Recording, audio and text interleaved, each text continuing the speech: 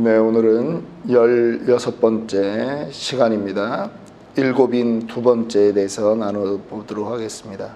오늘은 이제 5번째부터 살펴보는데요. 특별히 이 요한계시록 지금 우리 6장을 살펴볼 때는 함께 계속 우리가 좀 생각해야 되는 것이 어느 구절이냐 하면, 예수님은 살아계실 때 이 말세에 대해서, 특별히 마지막 날 심판에 대해서 어떤 말씀을 하셨나, 그것을 우리가 좀 보아야 합니다. 마태복음 24장에 그 말세에 대해서 제자들이 묻는 것이죠. 그래서 예수님이 그 날에 대한 것들을 예수님이 일부 말씀하셨습니다. 24장 4절, 예수께서 대답하여 이르시되 너희가 사람의 미혹을 받지 않도록 주의하라.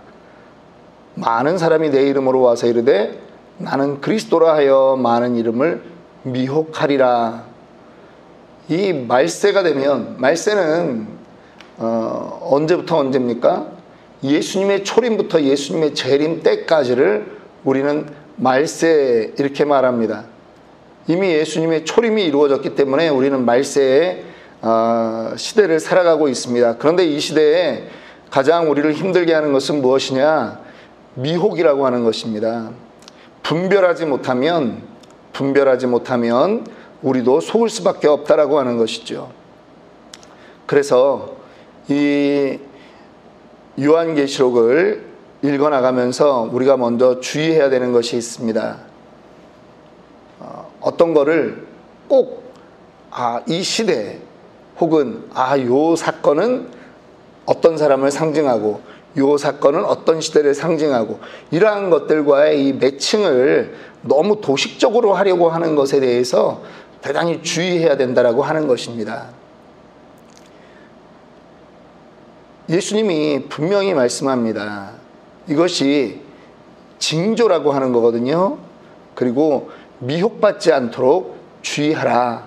미혹에 빠지지 않도록 주의하라 라고 하는 것입니다.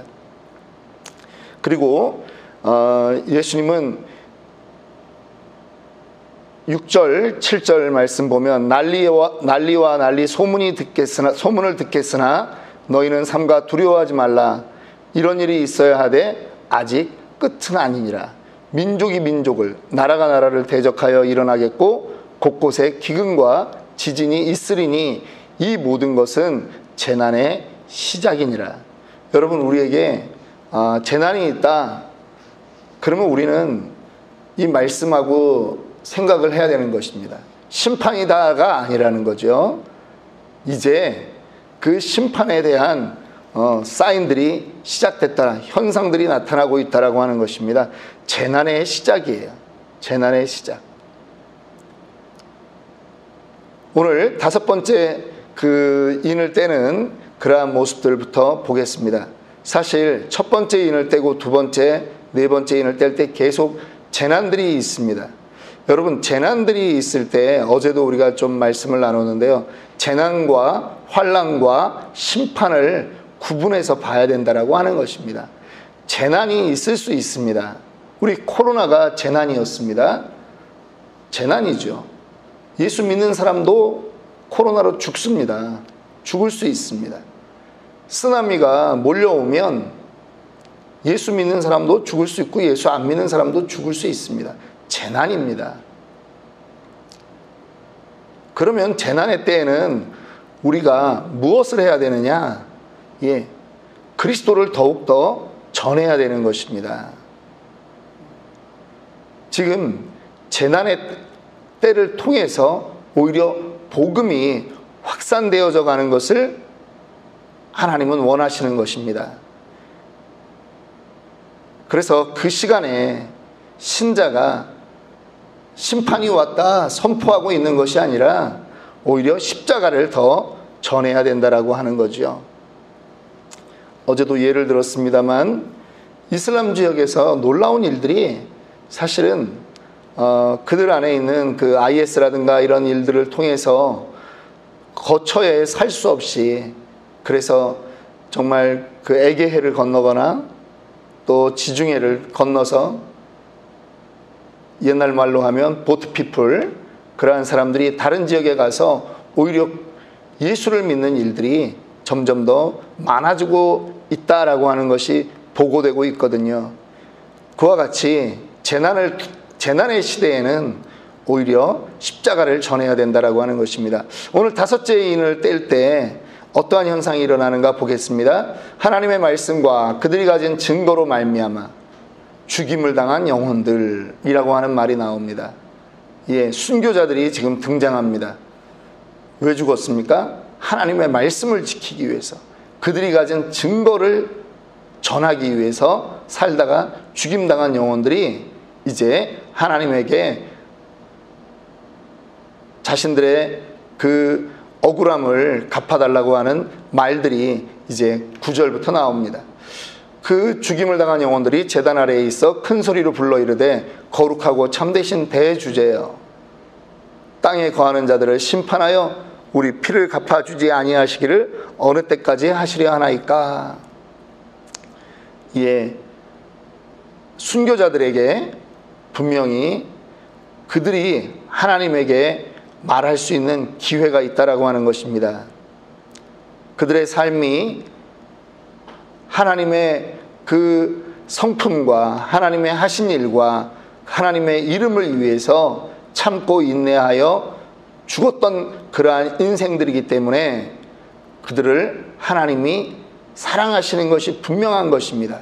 그래서 다섯째 인을 뗄 때는 그들이 하나님 앞에 서서 자신들의 그 억울함을 말하는 그러한 장면들이 나타난다라고 하는 것입니다. 하나님은 그들에 대해서 어떻게 하실까요? 11절 말씀입니다. 두루마기를 주시며 각각 그들에게 흰 두루마기를 주시며 이르시되 아직 잠시 동안 쉬어라 라고 하는 것입니다. 그들의 동무 종들과 형제들도 자기처럼 죽임을 당하여 그 수가 차기까지 하라 하시더라. 이게 다섯째 인을 뗄 때의 그러한 상황입니다. 첫 번째 인을 뗄 때부터 네 번째 인을 뗄 때까지 계속 재앙들이 있었는데, 그러면 다섯째 인을 떼고 나면은 재앙이 없는 것이냐? 그게 아닙니다. 다섯째 인을 떼도 여전히 재앙이 있습니다. 그들의 동무 종들과 형제들도 자기처럼 죽임을 당하여 그 수가 차기까지 하라 하시더라. 예, 믿는 자들에게 여전히 핍박이 있다라고 하는 것입니다. 순교해야 되는 그러한 상황이 존재한다라고 하는 것이죠. 그런데 순교자들이 견딜 수 있는 이유가 있습니다. 각각 그들에게 흰 두루마기를 주시며 이르시되 아직 잠시 동안 쉬어라 라고 하는 하나님의 위로인 것입니다. 흰 두루마기는 어떤 의미입니까? 이긴 자가 입는 옷입니다. 순결과 승리의 상징이 바로 흰색이라고 하는 것입니다. 그런데 그들이 그거를 입고 그들에게 하나님이 쉼을 명령하는 것입니다. 여러분, 우리가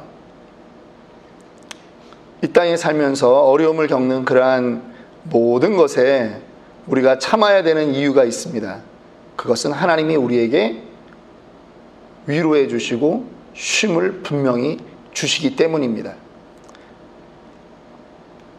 이 순교자들이 지금 자기의 억울함을 갚아달라, 원수 갚아달라 그런 차원의 일들은 아닙니다. 오히려 이 말들은 하나님의 공의가 더 드러나기를 원한다라고 하는 그러한 의미겠죠.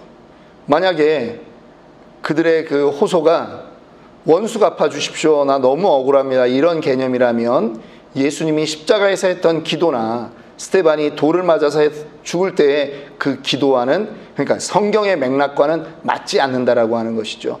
그러니까 그들이 지금 원수 갚아달라고 하는 것이 아니라 하나님 이 땅에 하나님의 공의가 다시금 충만하기를 원한다라고 하는 것입니다. 지금 분해서 복수해달라 그러한 차원으로 이해되는 것이 아니라는 것입니다. 우리 선교 현장에 있다 보면 사실은 억울함이 왜 없겠습니까? 억울함이 많이 있습니다. 그런데 그것도 하나님 앞에 가지고 나아가야 되는 것입니다. 그러면 하나님께서 그들에게 흰 두루마기를 입혀주시고 쉬어라, 수고했다, 쉬어라, 아직 조금만 더 쉬어라. 하나님의 그 긍휼이 아직까지도 이 땅에 필요한 부분이 있다라고 하는 것입니다. 물론 또 반대의 측면은 아직 정말 순교자의 그 소리가, 그 피가 더 필요한 곳이 있다라고 하는 것이죠. 여섯째 인을 뗄 때 상황을 봅니다. 12절부터 14절입니다. 내가 보니 여섯째 인을 떼실 때에 큰 지진이 나며 해가 검은 털로 짠 상복같이 검어지고 달은 온통 피같이 되며 하늘의 별들이 무화과 나무가 대풍에 흔들려 설익은 열매가 떨어지는 것 같이 땅에 떨어지며 하늘은 두루마리가 말리는 것 같이 떠나가고 각 산과 섬이 제자리에서 옮겨지며. 여러분, 여러 징조들이 지금 나타나는 것입니다. 지진이 일어나는 것이고요, 해가 빛을 잃게 되는, 그리고 달도 붉게 변하는 그러한 일들이 일어나고 있는 것입니다. 감난산 강화라고 하는 이 마태복음 24장 29절부터 31절 말씀 가운데도 그러한 일들이 나타납니다. 그날 환난 후에 즉시 해가 어두워지며 달이 빛을 내지 아니하며 별들이 하늘에서 떨어지며 하늘의 권능들이 흔들리리라. 그때 인자의 징조가 하늘에서 보이겠고 그때 땅의 모든 족속들이 통곡하며 그들이 인자가 구름을 타고 능력과 큰 영광으로 오는 것을 보리라. 이러한 징조들이 나타난다라고 하는 것입니다. 세상에 사람들도 자연 질서의 그 변동들이 일어남으로 인해서 두려워할 때가 된다라고 하는 것입니다. 재앙이 계속 있는 것입니다. 오늘날 우리는 지금 말세의 끝을 살아가고 있다, 이렇게 믿는 것이죠.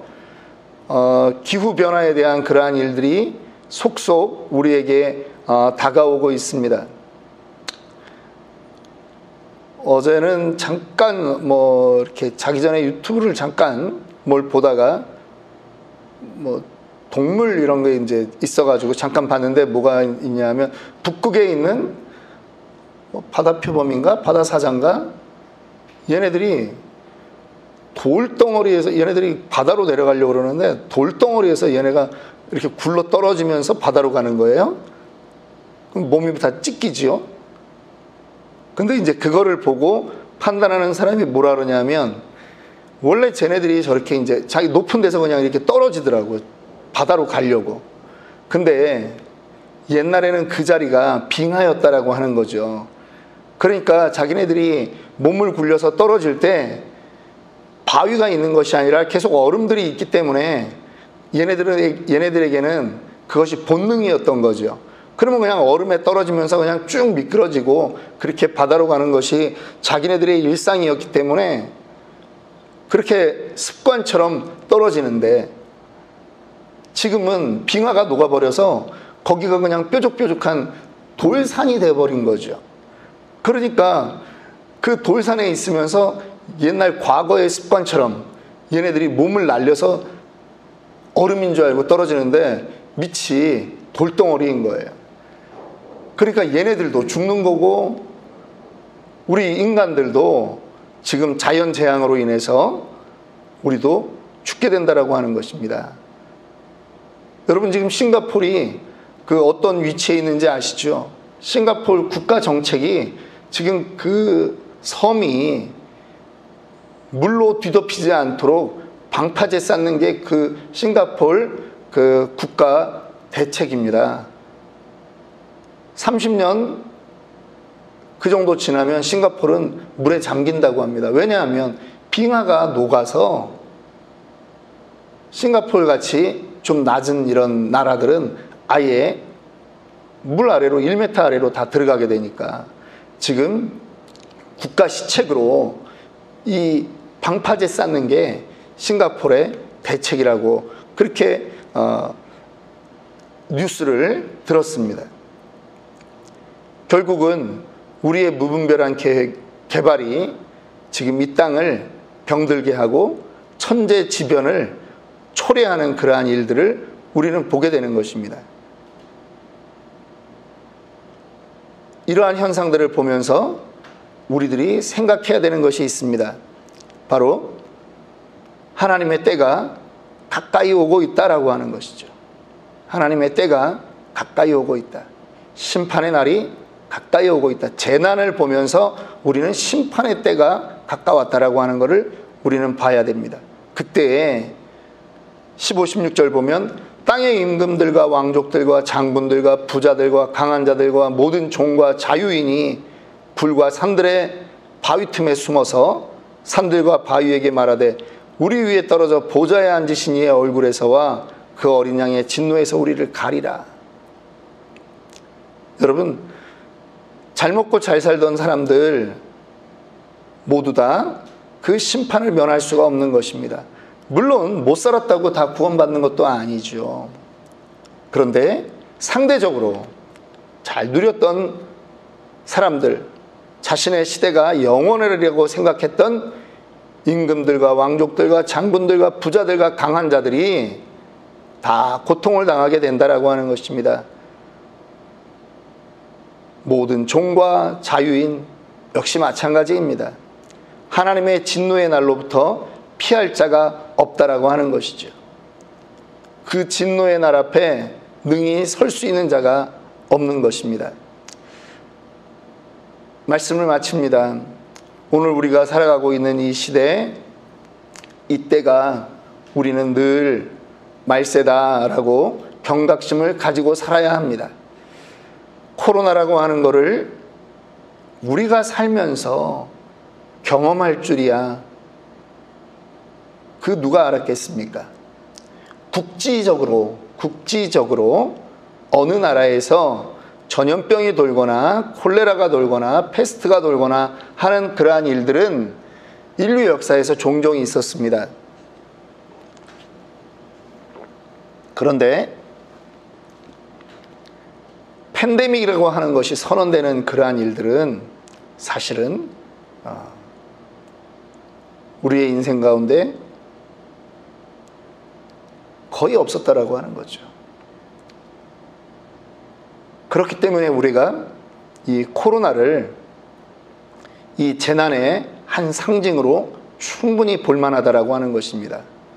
성도들의 입장은 어떤 것이 되어야 됩니까? 깨어 일어나야 되는 거죠. 깨어 일어나야 되죠. 재난이 분명히 우리 눈앞에 보였는데 모이지 못한다고 방심하면 안 되는 거죠. 저는 목사들의 책임이 대단히 크다라고 생각을 합니다. 우리가 정말 심판을 기다리고 있는가? 정말 우리가 말세를 살아가는 그 안타까운 마음이 우리에게 있었나? 코로나 시대를 보면서 목사들이 회개해야 된다라고 생각합니다. 하나님의 사인들이 일어나고 있는데 우리가 너무 편하게 있는 것은 아닌가? 하나님의 사인이 있는데 우리가 복음을 전해야 되는 이 시대에 우리가 너무 편하게 있는 것은 아닌가 하는 그러한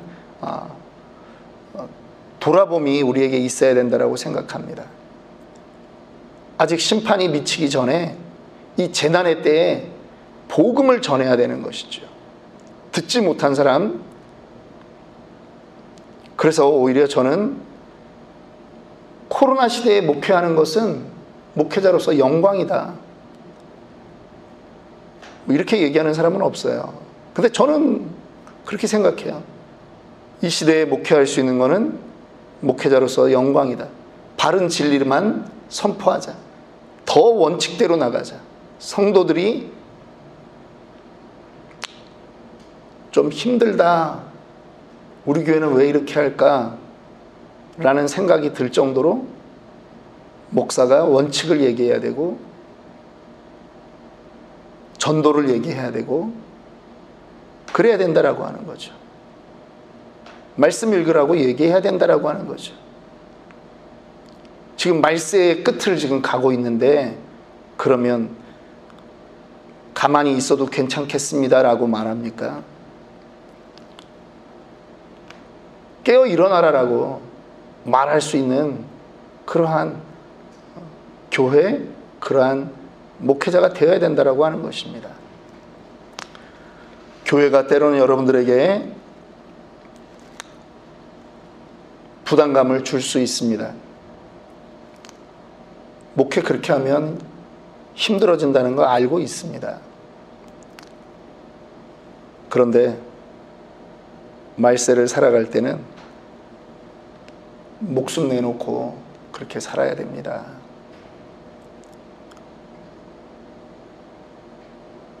심판의 날이 멀지 않았기 때문입니다. 두렵고 떨리는 마음으로 매일매일을 살아야 합니다. 기도하겠습니다. 아버지 하나님 감사합니다. 오늘도 이 하루가 우리에게 주어진 마지막 날인 것처럼 살아가기를 원합니다. 하나님, 세상의 징조들, 세상의 모든 것들이 우리가 구체적으로 이것이 이것이다라고 그렇게 매칭해서 말할 수 없을지는 몰라도 하나님, 이미 안 믿는 자들의 입에서도 말세다라고 말하는 그 시대를 우리가 살아가는데 하나님, 신자로서 정말 더 깨어있게 하여 주옵소서. 세상이 오히려 교회를 깨우는 그러한 일을 당하지 않게 하시고 하나님, 우리의 마음이 하나님이 하시는 일에 하나님의 그 사인에 민감하게 하여 주옵소서. 예수님의 이름으로 감사하며 기도합니다.